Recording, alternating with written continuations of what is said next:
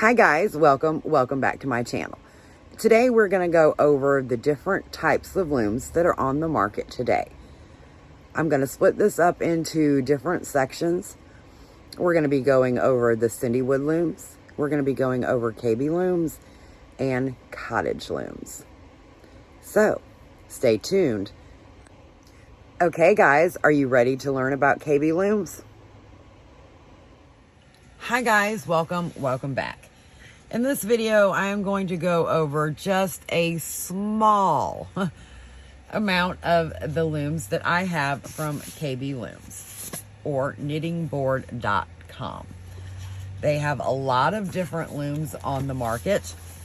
They can be found at Joann's, at Hobby Lobby, knittingboard.com, Amazon, as well as Cindywood Crafts. Now, these are just a few of the looms that I have. Like I said, this started out as a small business. It is run and owned by females, which I love. They have different types of looms. They have their durable plastic looms, which these are very, very durable. They have wooden looms.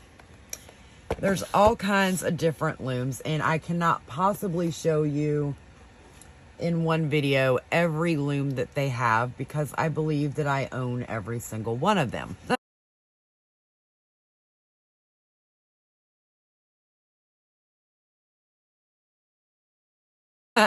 So, I am just going to show you a few of the looms that they have on the market.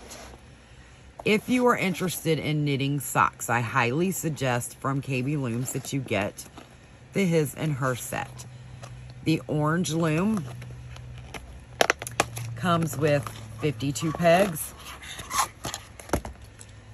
and is an average female size. The purple is the men's size, and it is a 64 peg.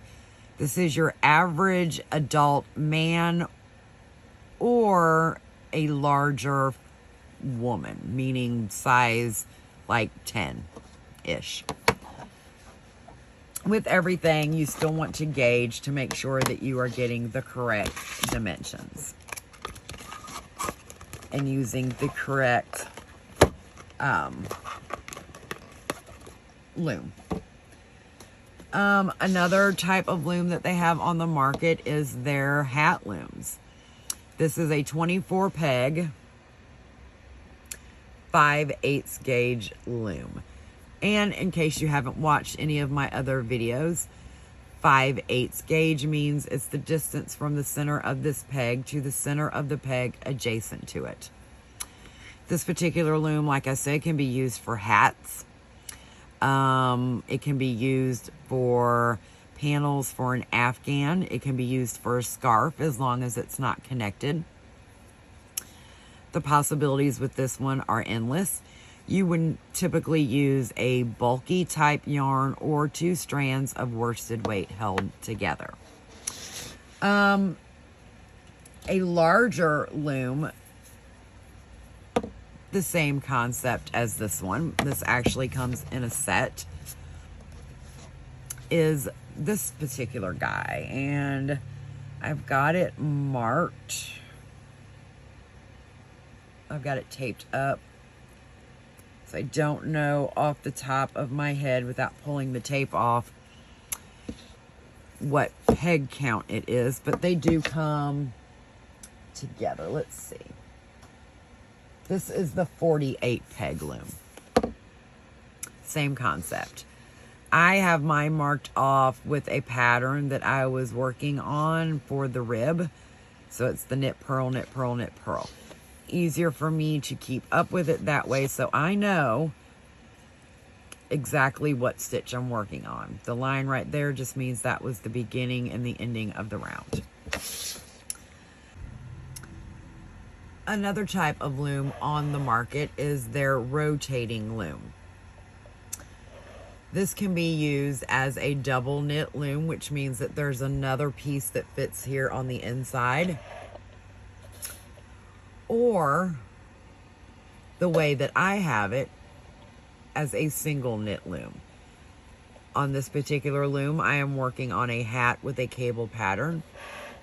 I do have the stitches marked on here for ease, just so I know when to cable, when to purl, when to knit, etc. The idea behind the fact that it rotates is a great idea because you're not having to actually physically turn the loom itself. It rolls for you. They also have these little connectors that can be put right here in the loom to make this a stand to hold other looms, such as this one.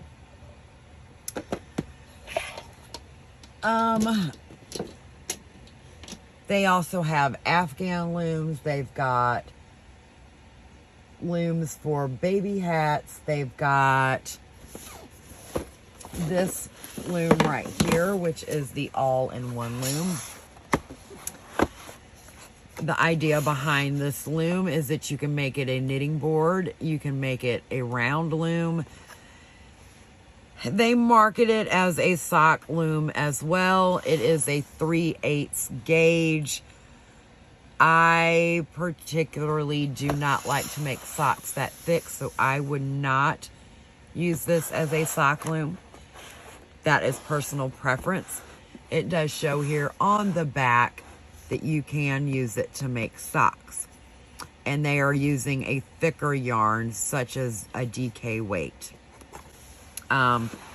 It shows here how you can do it with double knitting, and then here how you can make a hat. You can do scarves, afghans, shawls, all kinds of different things on this particular loom. This one is an 18-inch. I have personally seen this at Hobby Lobby, as well as their website. Two of the newest looms that they have out on the market are the Flexi Limbs. And I have done a review on these, and I will link that in the iCards. The idea behind these is that these two pegs are put together and the loom is flexible. It kind of reminds me of, like, you know, the toy back in the 80s, like the snake, how it would kind of roll. That's what these remind me of.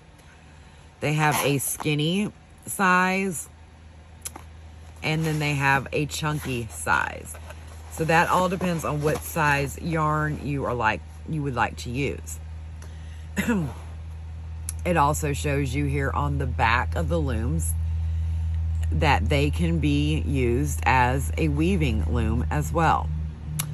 The idea behind these is for easier increasing and decreasing. Once you've decreased, you pop them apart, take those two pegs off, and then pop the other two pieces back together. There are a few patterns on the website for these looms. There's an Afghan, there is a poncho, I want to say there's a hat. Definitely check out the patterns on KB Looms for these to see if you're interested. Okay guys, that's about all of the KB Looms that I'm going to go over today. Like I said in previous videos, I have so many looms and I do not want to keep you guys forever. I'm just trying to give you some basis of looms that are good to start off with. So I hope you have enjoyed this little series on KB Looms. And until next time, guys, happy looming. Bye.